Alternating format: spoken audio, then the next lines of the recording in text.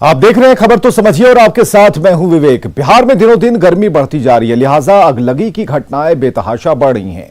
Patna city के 0 mile पहाड़ी के नजदीक फर्नीचर के गोदाम में आग लग गई और आग इतनी भयावह थी, इसका अंदाजा आप इन तस्वीरों से लगा सकते हैं।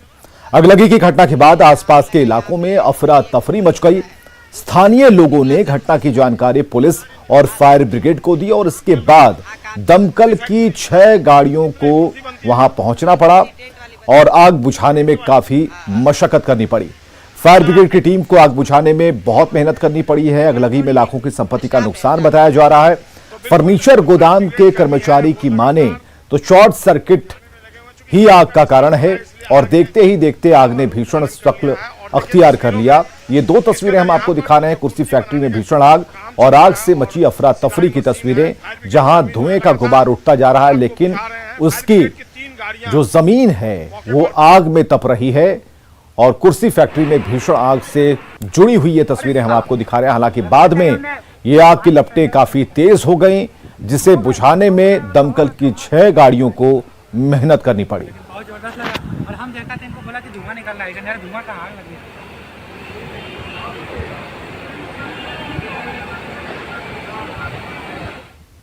फैक्ट्री है, क्या चीज़ है? फैक्ट्री तो नहीं देख रहे आपके सामने, हमको लग रहा है कि टेंट हाउस का ही कोई सर सामान है, उस फर्नीचर टाइप का। टेंट हाउस है बुआ जी, टेंट हाउस है क्या? नहीं सर, ये फैक्ट्री था, चेयर फैक्ट्री। चेयर फैक्ट्री बता रहे हैं। Chair factory. कितना आग लगा हुआ है सर? आग की तो पोजीशन बहुत भयंकर है। ऐसे गाड़ी सिटी से हम लोग आए हैं, सिटी पटना लोधीपुर कंकड़बाग से बहुत सा गाड़ी आई है। तो गर्मी बढ़ने के साथ बिहार में आग ने तांडव मचाना शुरू कर दिया। कई जगह खेत में आग से गेहूं की फसल राख हो गई तो कई खलिहान में आग से सब कुछ स्वाहा हो गया। 3 जगहों पर घर में लगी आग से 3 मासूम और 1 महिला की मौत हो गई। गर्मी का आगाज होते ही आग ने पूरे प्रदेश में तबाही मचानी शुरू कर दी है। पिछले 24 घंटे में पूरे प्रदेश में कम से कम 8 अलग अलग स्थानों पर आग ने भयंकर तबाही मचाई है। इन 8 जगहों की तस्वीरें हम आपको दिखा रहे हैं। देखिए आग ने किस कदर नुकसान पहुंचाया है। सबसे पहले हम आपको जमुई की तस्वीर दिखा रहे हैं। जिले के सदर अनुमंडल के करहरा पंचायत के बालपाड़ा गांव में खलिहान में आग लगने से किसानों को जबरदस्त नुकसान हुआ है। ये आग खलिहान में बने धान के पुंज में लगी और फिर पास के एक घर को अपनी चपेट में ले लिया। सिवान में आग ने खेत में कटाई के लिए तैयार गेहूं की फसल को अपनी चपेट में ले लिया। घटना बसंतपुर थाना क्षेत्र के शेखपुरा, विष्णुपुरा और सरैया गांव की है। देखिए आग ने कैसे खड़ी पूरी फसल को तबाह कर दिया। इस आग ने बेगूसराय जिले के तेघड़ा अनुमंडल के गौरा गांव में गुरुवार को जबरदस्त तबाही मचाई। यहां भी कटाई के लिए तैयार गेहूं की फसल में आग लगने से जबरदस्त नुकसान हुआ है। देखते ही देखते आग ने आसपास के कई खेतों को अपनी चपेट में ले लिया। हालांकि स्थानीय लोगों का आरोप है कि फायर ब्रिगेड की टीम अगर वक्त रहते पहुंच जाती तो नुकसान कम हो सकता था। खगड़िया के गोगरी अनुमंडल के महेश खूंट थाना क्षेत्र के मदारपुर गांव में शॉर्ट सर्किट से लगी आग ने 2 एकड़ से ज्यादा में लगी गेहूं की फसल को जलाकर राख कर दिया। खेत के ऊपर से बिजली का हाई टेंशन वायर गुजरा है। बताया जा रहा है कि इसी वायर में शॉर्ट सर्किट के कारण ये आग लगी। छपरा जिले के मढ़ौरा के बरदहिया नट बस्ती में भी शॉर्ट सर्किट से लगी आग ने दर्जनों झोपड़ियों को अपनी चपेट में ले लिया। इस हादसे में 6 साल के एक बच्चे की दर्दनाक मौत हो गई। भोजपुर के आरा सदर अनुमंडल स्थित बड़हरा थाना क्षेत्र के लाला टोला गांव में लगी आग में 30 से ज्यादा घर जलकर खाक हो गए। इस घटना में भी एक 6 वर्षीय मासूम की जलकर दर्दनाक मौत हो गई। इस आग में 3 गायों के अलावा 3 मोटरसाइकिल भी जलकर खाक हो गए। दानापुर के मनेर के हाथी टोला गांव में भी आग लगने से कई बीघे में लगी गेहूं की फसल जलकर खाक हो गई। जब तक आग पर काबू पाया जाता, इसने आसपास के खेतों में लगी फसल को अपनी चपेट में ले लिया। मधेपुरा सदर अनुमंडल के सिंहेश्वर थाना क्षेत्र के मजरहट इस्लामपुर में आग लगने से 7 घर जलकर खाक हो गए। जानकारी के मुताबिक ये आग थ्रेसर की चिंगारी से लगी और तेज हवा और गर्मी के कारण इसने देखते ही देखते कई घरों को खाक कर डाला। मधुबनी के जयनगर अनुमंडल के जयनगर थाना क्षेत्र के एक घर में लगी आग में जलकर 5 वर्षीय एक मासूम के साथ उसकी मां की भी मौत हो गई। इस घटना में 10 साल का एक बच्चा गंभीर रूप से घायल हो गया है। घटना ब्राह्मण टोला के वार्ड नंबर 12 की है। Bureau report, news 18। तो समझना जरूरी है कि फसल को आग से कैसे बचाएं। तो गर्मी बढ़ने के साथ अगलगी की घटनाएं बढ़ती जा रही हैं। ऐसी खबरें देश के कोने कोने से आ रही हैं। हर जिले से, बिहार के हर जिले से ऐसी तस्वीरें आ रही हैं। शॉर्ट सर्किट से आग लगी, लिहाजा गर्मी के दिनों में सावधान रहने की जरूरत है। नियमित रूप से वायरिंग की चेकिंग भी आप करवा सकते हैं, यह बेहद जरूरी है। और जो तैयार फसल है, जो खड़ी फसल है, वो बिजली के तार के नजदीक बिल्कुल ना रखें।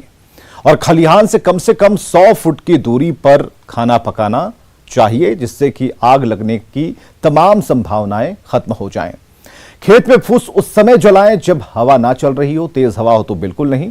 और फसल या फिर कंडों के ढेर को घर से 100 फुट की दूरी पर रखें, यानी कि थोड़ा डिस्टेंस जरूरी है, दूरी जरूरी है, ताकि वो किसी घास फूस पतवार के करीब ना आए और आग ना लगे। समस्तीपुर से खबर, जहां टला बड़ा रेल हादसा, द बर्निंग ट्रेन बनने से बच गई डिब्रूगढ़ राजधानी एक्सप्रेस। एक बड़ी खबर हम आपको बता रहे हैं। ट्रेन की B4 बोगी में आग लगी और अफरा तफरी मच गई। आग की वजह बताई जा रही है शॉर्ट सर्किट। एक बड़ी खबर हम आपको बता रहे हैं समस्तीपुर से, जहां एक बड़ा रेल हादसा टल गया है। ट्रेन की B4 बोगी में आग से अफरा तफरी मच गई। बताया जा रहा है कि शॉर्ट सर्किट से ये आग लगी। हम आपको बताएं कि डिब्रूगढ़ राजधानी एक्सप्रेस ट्रेन की B4 बोगी में आग से अफरा तफरी मची। ये वो ट्रेन है जिसकी तस्वीरें हम आपको दिखा रहे हैं। ये वो बोगी है जो आप स्क्रीन पर देख पा रहे हैं। हालांकि फायर सेफ्टी गार्ड की मदद से उस आग पर काबू पा लिया गया। स्टेशन पर खड़ी होने के चलते एक बड़ा हादसा टल गया है।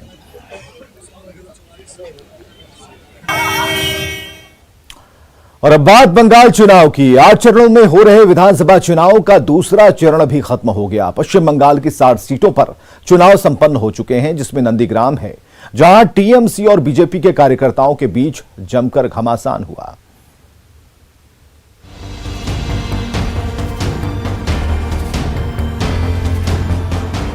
अंजाम से पहले अंदाज देखिए। 30 seat already election is over. Today is also 30 seats. So all I am showing you. Be perfect. हार गया।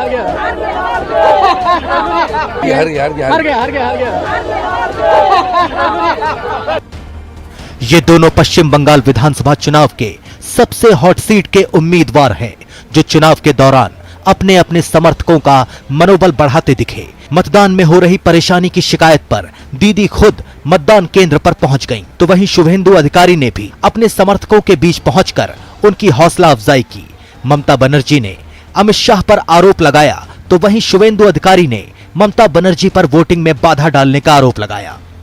So many provocation and they are beating the people, they are murdering the people and they are looting the vote.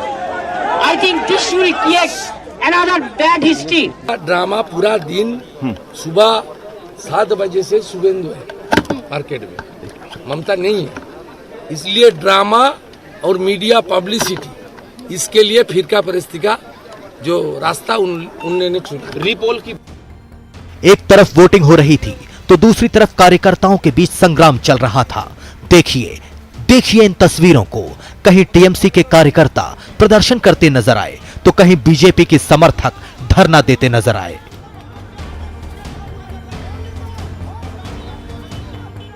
इस बीच दीदी ने एक बार फिर चुनाव आयोग पर सवाल उठाया, तो पीएम मोदी ने उन पर पलटवार किया। हम तो चाहते हैं इलेक्शन फेयर एंड फेयर हो। हम सेशन का टाइम में देखा, हम पुलिस का टाइम में देखा, हम आयोग भी बहुत सारे था जो इलेक्शन कमीशन ऐसा खराब इलेक्शन। ईवीएम को गाली वो पहले ही दे चुकी है। चुनाव आयोग को कटघरे में वो पहले ही खड़ा कर चुकी है। दीदी, ओ दीदी, आपका व्यवहार, आपके शब्द, आपकी बौखलाहट बंगाल के लोगों में चर्चा का विषय बने हुए हैं। आपको बता दें कि दूसरे चरण में भी पश्चिम बंगाल में 80% से ज्यादा वोटिंग हुई और ममता बनर्जी इस चरण के चुनाव के दौरान नंदीग्राम में ही नजर आईं, जबकि पीएम मोदी पश्चिम बंगाल में होने वाले तीसरे चरण के चुनाव के लिए प्रचार करते नजर आए। दीदी ने नंदीग्राम से जीत का दावा किया तो शुभेंदु अधिकारी ने दीदी पर तंज कसा। শুনুন, আমি নন্দীগ্রাম নিয়ে চিন্তিত নই, আমি চিন্তিত গণতন্ত্র নিয়ে। নন্দীগ্রামে আমি জিতবো মামাটি মানুষের আশীর্বাদে। আপনারা দেখলেন যেখানে সকাল থেকে বন্দুক নিয়ে বসে আছে, কাউকে ভোট দিতে দেয়নি, প্রত্যেকটা মানুষ আমাকে উইশ করছে। ड्रामा पूरा दिन सुबह 7 बजे से शुभेंदु है मार्केट में, ममता नहीं है, इसलिए ड्रामा और मीडिया पब्लिसिटी, इसके लिए फिरका परिस्थिति का जो रास्ता उन्होंने चुना। बंगाल में बीजेपी की जीत का आंकड़ा 200 के भी पार जाएगा। पीएम मोदी यही नहीं रुके, बल्कि हार का खतरा बताकर किसी दूसरे सीट से नामांकन करने के बारे में दीदी से सवाल भी पूछे। कि आप अचानक किसी एक सीट पर आखिर में फॉर्म भरने जा रही हो, क्या ये सच्चाई है क्या दीदी? पहली बार आप वहां गई, वहां की जनता ने दिखा दिया, अब कहीं और जाओगी, ये बंगाल के लोग तैयार बैठे हैं। दिन ब दिन चरण दर चरण पश्चिम बंगाल की सियासी लड़ाई दिलचस्प होती जा रही है। दोनों तरफ से जुबानी तीर चल रहे हैं। उधर पश्चिम बंगाल से सटे असम में भी दूसरे चरण की वोटिंग हुई, वहां भी 74% से अधिक वोट पड़े। असम में बीजेपी पर सरकार बनाने का दबाव है। ठीक यही दबाव पश्चिम बंगाल में दीदी पर है। Bureau report, news 18 network. तो समझना जरूरी है कि बंगाल की लड़ाई का केंद्र आखिर नंदीग्राम क्यों बना हुआ है। नंदीग्राम में बीजेपी और टीएमसी दोनों की प्रतिष्ठा दांव पर है और नंदीग्राम के नतीजे बंगाल की राजनीति को एक नई दिशा दे सकते हैं। ममता बनर्जी ने भवानीपुर छोड़ नंदीग्राम को चुना है। एक बड़ा फैसला था ये, और ममता के सामने शुभेंदु अधिकारी हैं। शुभेंदु के बारे में यह कहा जाता है कि पहले ममता के बेहद करीबियों में थे, राइट हैंड थे, और पहले और दूसरे चरण में जनता ने पूरा उत्साह दिखाया है और दोनों ही चरणों में तकरीबन 80% मतदान हुए हैं। बम्पर वोटिंग का मतलब बदलाव माना जाता है। हालांकि जनता के मन की बातों को समझना अभी जल्दबाजी होगी। आगे बढ़ते हैं। केंद्रीय मंत्री गिरिराज सिंह का दावा है कि ममता बनर्जी नंदीग्राम की सीट हार चुकी हैं। अब वो विधानसभा में जाने के लिए किसी दूसरी सीट से चुनाव लड़ने की तैयारी कर रही हैं। गिरिराज से खास बातचीत की हमारे सहयोगी अमितेश ने। पश्चिम बंगाल में दूसरे चरण के लिए चुनाव हो रहा है। बात करते हैं केंद्रीय मंत्री गिरिराज सिंह से। गिरिराज जी, दूसरे चरण के लिए चुनाव हो रहा है और सबसे बड़ा मुकाबला आप कह सकते हैं नंदीग्राम में, ममता बनर्जी बनाम शुभेंदु अधिकारी। कैसे देख रहे हैं आप इस चुनाव को, इस मुकाबले को? चुनाव तो टीएमसी हार चुकी है, दीदी हार चुकी है। फ्रस्ट्रेशन में आपने देखा कि सभी पार्टियों को चिट्ठी लिखना, ये फ्रस्ट्रेशन है।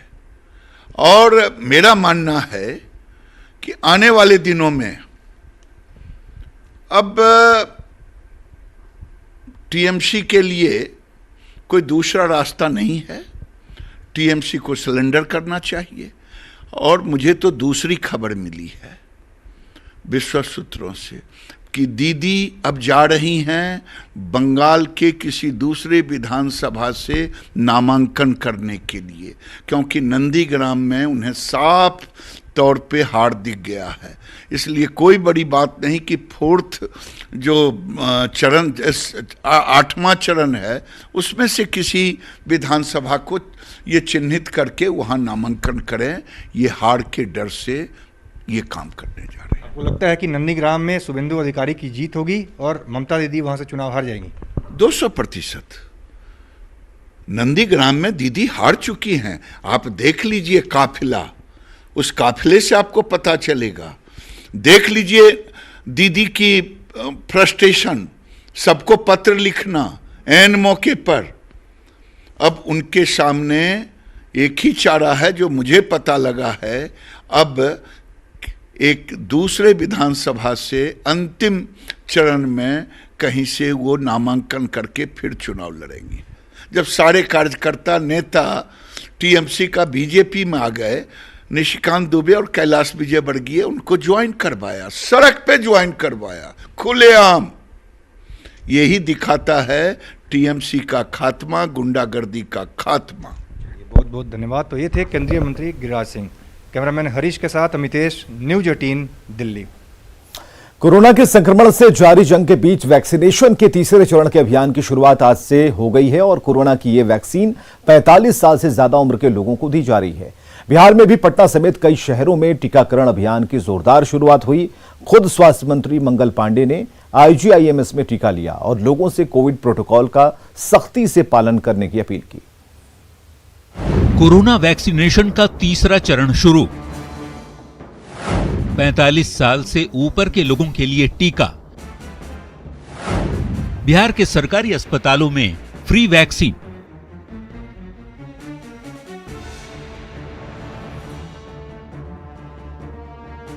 कोरोना वायरस से बचाव के लिए चल रहे टीकाकरण अभियान का तीसरा चरण गुरुवार से पूरे देश में शुरू हो गया। इस फेज में 45 या उससे ज्यादा उम्र के सभी लोगों को वैक्सीन की पहली खुराक दी जा रही है। बिहार में भी बड़े पैमाने पर कोरोना वैक्सीन की डोज लोगों को दी गई।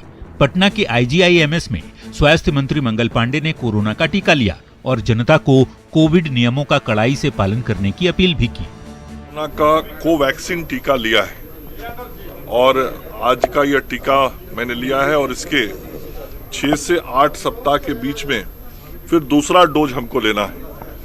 मैं राज्य की जनता से, अपने सभी लोगों से अपील करता हूं जिनकी अवस्था 45 वर्ष से अधिक की हो गई है, वो सभी लोग टीका केंद्रों पर जाएं और कोरोना के इस वैक्सीन को जरूर लें। बिहार में अब तक 29 लाख लोगों को वैक्सीन लग चुका है। पटना के गार्डिनर अस्पताल में भी कोरोना के वैक्सीन लगाने वालों की भारी भीड़ देखी गई। हालांकि पहले ही दिन अचानक से भीड़ होने की वजह से अस्पताल के कर्मियों को थोड़ी दिक्कतें भी आई। वो लोग जो 45 साल से ज्यादा उम्र के हैं, तस्वीरें देखिए, ये गार्डनर अस्पताल की तस्वीर है जहां के कई लोगों ने टीका लगाया है। कोविशील्ड नहीं रहेगा, कोवैक्सीन लगेगा। तब कोवैक्सीन लगवाए और फिर उसका मैसेज को जो रजिस्ट्रेशन मेरा हुआ था, फिर दूसरे नंबर पर मेरा रजिस्ट्रेशन चेंज हुआ है। बहुत धीमा काम चल रहा है सर, ये पोर्टल थोड़ा स्लो चल रहा है, इसलिए ऐसा हो रहा है सर। पटना के बड़े सरकारी अस्पताल IGIMS में भी वैक्सीनेशन के लिए लोग पहुंचे और अपनी बारी का इंतजार करते दिखे। अभी हम IGIMS में हैं और यहाँ आपको दिखाते हैं। देखिए, तैयारियां पूरी हैं। आपको बता दें कि कोरोना का टीका लेने के लिए जो लोग हैं वो भी यहाँ पे पहुँचे हुए हैं और अपने बारी का इंतज़ार कर रहे हैं। रजिस्ट्रेशन के लिए हम लोग सरकार के द्वारा जो गाइडलाइन दिया गया है, जैसे आधार कार्ड लेकर आना है, पैन कार्ड लेकर आना है, ड्राइविंग लाइसेंस या फिर वोटर ID, या फिर जो जहाँ आप काम करते हैं गवर्नमेंट के, अगर आप स्टाफ हैं तो उनका आइडेंटिटी कार्ड, उसके थ्रू हम लोग रजिस्ट्रेशन कर रहे हैं। यहाँ पे पास में ऑब्जर्वेशन रूम है जिसमें हम लोग 30 मिनट तक टीका देने के बाद लोगों को ऑब्जर्व करते हैं और उनको जो भी जानकारी है वो यहाँ पे दे दी जाती है। समस्तीपुर के सदर अस्पताल, अनुमंडल अस्पताल और कई प्राइवेट अस्पतालों में भी कोरोना का टीका लग रहा है, जबकि दरभंगा में भी 1 अप्रैल से 45 वर्ष से ज्यादा उम्र के लोगों के लिए कोविड-19 का टीकाकरण का काम शुरू हो गया। दरभंगा के राज कैंपस में शहरी प्राथमिक स्वास्थ्य केंद्र पर टीका लगाने वालों की भीड़ देखने को मिली। हालांकि इस दौरान कई लोग बगैर मास्क के भी नजर आए। तो वहीं मुजफ्फरपुर सदर अस्पताल के टीका केंद्र पर लोग बड़ी संख्या में वैक्सीन लेने पहुंचे। अस्पताल प्रबंधन की ओर से मुकम्मल तैयारियां की गई थी। जबकि खगड़िया में भी 45 साल से ज्यादा उम्र के लोगों की संख्या सदर अस्पताल में बने टीकाकरण केंद्र पर देखने को मिली। लोगों में वैक्सीन लेने को लेकर उत्साह था, तो अस्पताल प्रशासन की ओर से ऑनलाइन और अस्पताल केंद्र पर रजिस्ट्रेशन की सुविधा भी दी गई। बांका में टीकाकरण के तीसरे फेज की शुरुआत हुई, जिसमें आम जनता की काफी भागीदारी देखने को मिली। अस्पताल की ओर से लोगों के काउंसलिंग की भी व्यवस्था की गई थी। कोरोना के डोज के तीसरे अभियान की शुरुआत तो हो चुकी है, लेकिन लगातार बढ़ते संक्रमण के मामलों के बीच लापरवाही की तस्वीरें भी देखने को मिल रही हैं। इसलिए जरूरी है कि कोविड प्रोटोकॉल का सख्ती से पालन किया जाए, मास्क, सोशल डिस्टेंसिंग को नजरअंदाज न करें और कोरोना से जारी जंग में भागीदार जरूर बने। Bureau report, news 18। तो खबर को समझिए कि 45 साल की उम्र के लोगों के वैक्सीनेशन पर आखिर जोर क्यों दिया जा रहा है और यह जरूरी क्यों है। आज से वैक्सीनेशन का तीसरा दौर शुरू हो चुका है और भारत में अब तक कोरोना से हुई 90% से अधिक मौतें 45 साल से अधिक उम्र के लोगों की हुई हैं।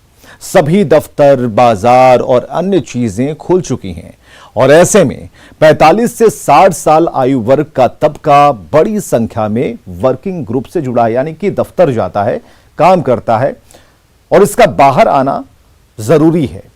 जरूरी यह है कि इन्हें सुरक्षा मुहैया कराई जाए और लंबे वक्त से यही मांग हो रही थी कि वैक्सीनेशन के दायरे को बढ़ा देना चाहिए ताकि अधिक से अधिक संख्या में लोग टीका लगवा सकें और जिसकी शुरुआत हो चुकी है। बिहार में जमीन दाखिल खारिज की बात करते हैं। नीतीश सरकार ने बड़ा बदलाव किया है। अब रजिस्ट्री के साथ ही स्वतः म्यूटेशन की प्रक्रिया भी शुरू हो जाएगी और इसके लिए जमीन मालिक को ऑनलाइन या फिर ऑफलाइन आवेदन करना होगा। अभी यह सुविधा उन्हीं खरीदारों को मिलेगी जो जमाबंदीदार से खरीदेंगे और किसी दूसरे यानी कि किसी ऐसे वारिस से जमीन खरीदेंगे जिनके नाम म्यूटेशन नहीं है तो पुरानी व्यवस्था से ही आवेदन करना होगा। रिपोर्ट देखिए।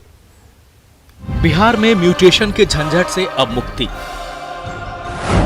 जमीन खरीदने या बेचने की प्रक्रिया आसान। जमीन रजिस्ट्री के साथ ही होगा म्यूटेशन। अंचल कार्यालय से जुड़ा निबंधन कार्यालय। बिहार सरकार ने जमीन खरीद बिक्री मामले में बड़ा बदलाव किया है। जमीन दाखिल खारिज के लिए किसी भी कार्यालय जाने की जरूरत नहीं पड़ेगी। ना तो इसके लिए कोई आवेदन करना पड़ेगा। मकान, दुकान, फ्लैट, खेत, जमीन आदि की रजिस्ट्री के साथ ही म्यूटेशन की प्रक्रिया ऑटोमेटिक शुरू हो जाएगी। राजस्व एवं भूमि सुधार विभाग के मंत्री राम सूरत राय ने सुमोटो म्यूटेशन की व्यवस्था को लॉन्च किया। मकसद ये है कि भूमि विवाद कम हो, बीच में जो प्राइवेट लोग जो घुस जाते हैं, बिचौलिए जो लोग घुस जाते हैं, उनको बाहर करना मेरा मकसद है और आम जनता को लाभ कैसे मिले, सहूलियत कैसे मिले, जल्द कैसे काम हो, भूमि विवाद निपटारा कैसे हो, इसके लिए व्यवस्था लाया गया। रजिस्ट्री के लिए रजिस्ट्रार के सामने डीड पेश करते ही सुमोटो म्यूटेशन फॉर्म मिल जाएगा। निबंधक के सामने ही उसे भर कर देना होगा। इसके बाद एनआईसी जमीन के डेटा को रजिस्ट्रेशन डिपार्टमेंट के सर्वर से लेकर राजस्व एवं भूमि सुधार विभाग के ऑनलाइन सर्वर पर अपलोड कर देगा। जमीन की रजिस्ट्री होते ही दस्तावेज पीडीएफ फॉर्मेट में अंचल अधिकारी के लॉगिन में चला जाएगा।